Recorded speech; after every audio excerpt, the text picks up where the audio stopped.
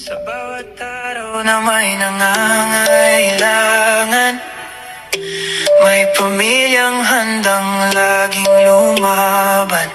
Si Kuya Val Santos matubang ang ama. Hello mga kalingap! Welcome back to my YouTube channel. Magandang araw po sa lahat. Sa Amanda ko kayo ng mundo naroroon ngayon. At ito nga guys, no, panibagong reaction, panibagong araw po tayo mga kalingap. At ngayon nga po ulit, no, binabati ko kayo ng Happy Valentine's Day sa lahat po at sa buong team Kalingap. Siyempre kila Kuya Bal, Kalingap Rab, at Edna, no? At sana ay maging masaya po tayo ngayong araw na to. Kahit na wala tayong natatanggap na mga chocolate dyan, bulaklak, ay lilipas lang din yan mga kalingap.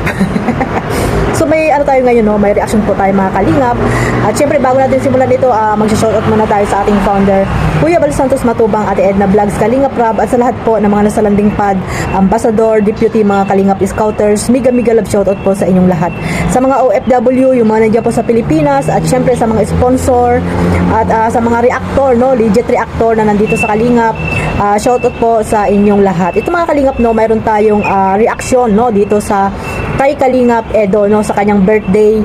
At ayun nga, naging usap-usapan at sabi nga nila itinago daw si Beyonce, pero sabi ko nga, di ba mga kalingap, hindi naman maaari na hindi pupunta talaga si Beyonce dyan sa kaarawan ni Kalingap Edo dahil nga EDSA baga mga kalingap. At syempre alam nyo na, di ba, na talagang itong dalawa din na ito ay hindi man nila sinasabi na sa camera na talagang may pagmamahalan na sila, ay kitang-kita naman po mga kalingap ang mga galawan din po nila, no?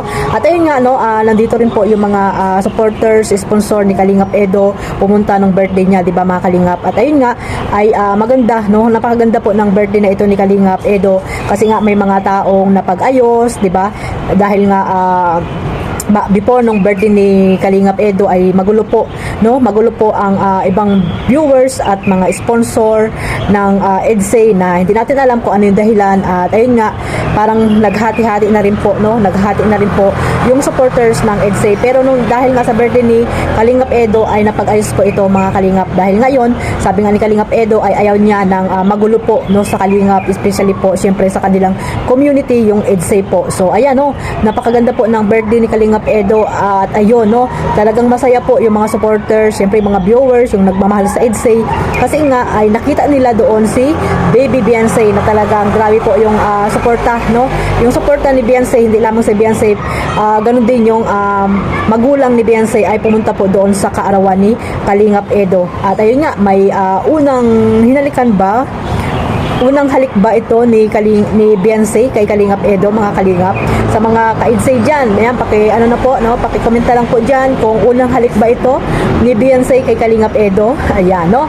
At syempre, bago natin ipagpatuloy, ang ating reaction ngayon, panoorin muna natin itong magandang mensahe din ni Kuya Bal kay Kalingap Edo at syempre yung nangyari po sa ganap ng kaarawan ni Kalingap Edo. Ayan, sama-sama po nating panoorin ito. Kung ako, advice ko sa'yo, Kalingap Edo, huwag kang magmadali, ha? Huwag isipin yung edad. Marami dyan, 16 sa asawa. 60, yung 30, bata-bata pa yan. Ha? May pagkakas pa sa labi. Di ba? Opo, kagaya si brother. Yung, sigurado, 39, mga 40, pwede ka ng asawa. Ang tema si Popo na tayo ay may trabaho na. Hindi ka magpahinga. So, Papa Ino, happy birthday. More blessings. Galing sa akin to, ha? Sige. So, wala si... When you walk by,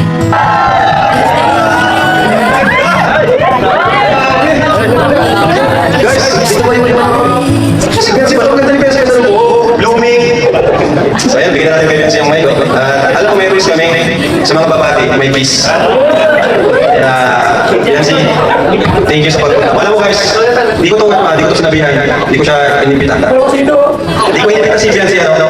Talagang alam niya may event, pero sinabi ko sa kanya, bahala ako pupunta ka. At nandito siya ngayon.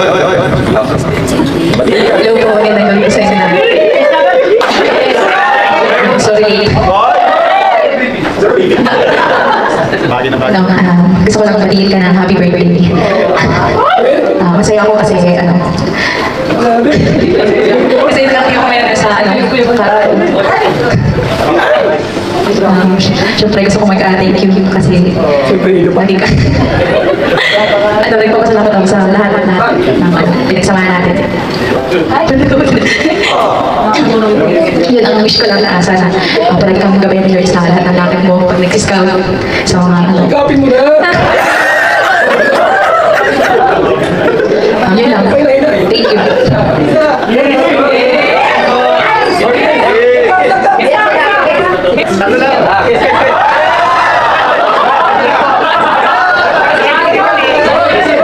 Soft light falls on clouds. You Siyempre, message ko sa inyo lahat. Kaya sabi ko kanina, hindi ko na-expect na mahanda ng ganito. Akala ko talaga kaya lang yung dati na mag-celebrate sa kain lang. Kasi hindi ko man gusto yung mga ganito na talaga. Mahihayin akong tao. Dito na talaga ako sa Kalingap para experience natin itong pagmamahal na grabe, supportan ng mga ng supporters, ng mga kasamahan. Medyo nakakaya na eh, siyempre, hindi man ako beneficiary para mabigyan ng ganito ng privilege na parang sobra na eh. At siyempre yung iba, nakahiya din sa kanila kasi grabe natatanggap ko yung iba-iba yung natanggap. Thank you so much sa lahat ng effort para may sagawa.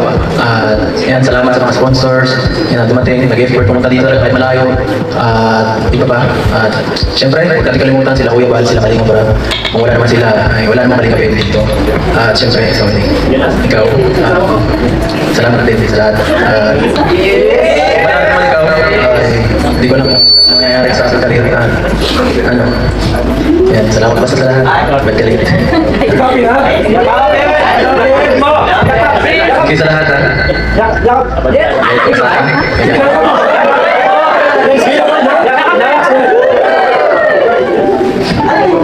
Wala mahirap.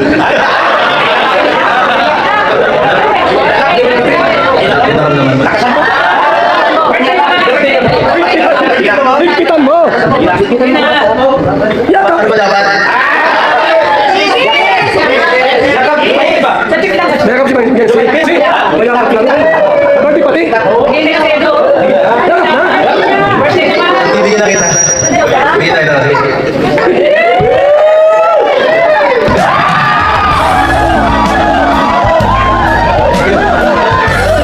Kalingap, no, maraming salamat po sa mga sumusuporta dito sa EDSA at sa mga marathoners po ng EDSA. Ayan, ipagpatuloy nyo lang po ang pagmamarathon nyo dito sa teleserye ng EDSA at syempre sa YouTube channel ni Kalingap Edo. Alam naman natin na si Kalingap Edo ay isa sa mga charity vlogger na talagang mula noon hanggang ngayon ay may pusong paglingap na si Kalingap Edo, no. Marami siyang mga beneficiary at mga scholarship na tinutulungan para makapag-aral po mga Kalingap.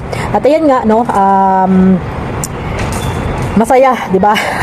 Grabe yung saya ni Kalingap Edo nung nakita niya si Beyonce, no? Talagang hiyawan, no? Mga nandoon, no? Sa party or sa birthday ni Kalingap Edo. Hindi naman party yan mga Kalingap, simpleng celebration ng kaarawan ni Kalingap Edo.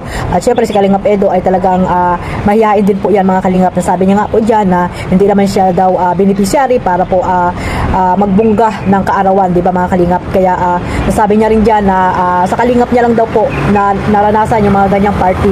Di ba? Napakaswerte po talaga mga Kalingap, lalo pa pag talagang may mga supporters na sumuporta po sa isang Kalingap partners mga Kalingap, lalo na po sa mga love team. Ayan, no, alam naman natin na ang EDSA ay isa sa mga blockbuster po ng teleserye ni Kalingap Rab, kaya grabe din po yung mga sumusuporta dito kay Kalingap Edo at kay Beyonce. So ayan nga, no, nag-birthday si Kalingap Edo, grabe din yung mga supporters at mga sponsor po ng EDSA na nakasupport po sa kanya. Kaya ayun po yung nasabi ni Kalingap Edo. At ayan, no, ang ganda din ang mensahe ni Kuya Bal. Na talagang grabe din yung hiyaw ni Kuya Bal, no, nung hinalikan ni Beyonce. Una pa lang mga Kalingap, hiyaw na ng hiyaw si Kuya Bal eh, na bilisan mo na yan, yakapin mo na yan, ganon. Pambira talaga si Kuya Bal. Excited lang. Talagang grabe din po yung suporta ni Kuya Bal sa mga love team, no, sa Jomcar, sa EDSA, sa Panjoy, sa Mikris. Grabe po mga Kalingap, sa Rajel, no, gustong-gusto talaga ni Kuya Bal na sila din po talaga yung magkatuluyan, di ba? Pero yung mga buzzer, grabe po, yung mga buzzer po ng lalo na po ni Kalingap Edo, na alam naman natin yan mga kalingap na ay yung buzzer dyan ay mga 5 lang naman sila na hindi natin alam kung isa lang din yan, no? Isang tao lang din yan na nagpalit-palit lang ng tawag dito, ng account para yung sa post niya ay siya din yung kausap niya yung sarili niya. Siya lang din yung mambabas, no? Sarili niya lang din yung kausap niya doon sa post niya. So, hayaan na po natin yan, yung mga gustong pabagsakin si Kalingap Edo dahil hindi po yan mangyayari dahil mas marami pa rin nagmamahal po kay Kalingap Edo at syempre sa EDSA, no? Una na dyan, si Kuya Bal, naggrabe po yung suporta, di ba? At ni Kalingap Rab. Ayan, at syempre, ang pamilya po ng bawat isa, no? Kay pamilya ni Beyonce at pamilya ni Kalingap Edo. So, ayun, sila pa rin po ang makakapagsabi kung hanggang saan po sila at sila pa rin yung makakapagsabi kung hanggang saan na lang po ang EDSA. So, yung mga taong gustong sumira or paghiwalayin din ng EDSA, huwag po kayong maniwala dyan dahil hindi po yan mangyayari, mga Kalingap, no?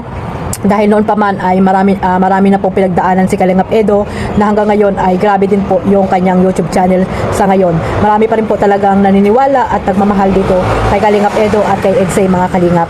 Kahit na may mga basher na below the belt na, mga kung ano-anong paninira kay Kalingap Edo, marami pa rin yung mga naniniwala kay Kalingap Edo. Kaya maraming salamat po sa mga supporters po ng EDSA at sa mga nagmamahal po dito kay Kalingap Edo. Sana po ipagpatuloy nyo lang po ang inyong pagmamarathon sa kanyang YouTube channel at syempre sa teleserye po ng EDSA. Ayan, no? Hanggang dito na lang po mga Kalingap at ayan po reaction po ako, no, dito sa birthday ni Kalingap Edo at syempre kinilig.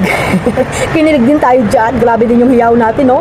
Nung talagang hinalikan na ni Beyonce si Edo. Napaganda ni Beyonce ngayon, mga Kalingap, no. Parang nung dumating ng 18 si Beyonce, talagang grabe yung nag-expand, parang nag-expand yung katawan ni Beyonce na talagang dalagan na talaga yung ang kaano ni Beyonce ngayon, aurahan ni Beyonce ngayon. Grabe, ang ganda, no, mga Kalingap. Bagay sa kanya yung unting nagkalaman po siya, no? Parang medyo tumaba si Beyonce.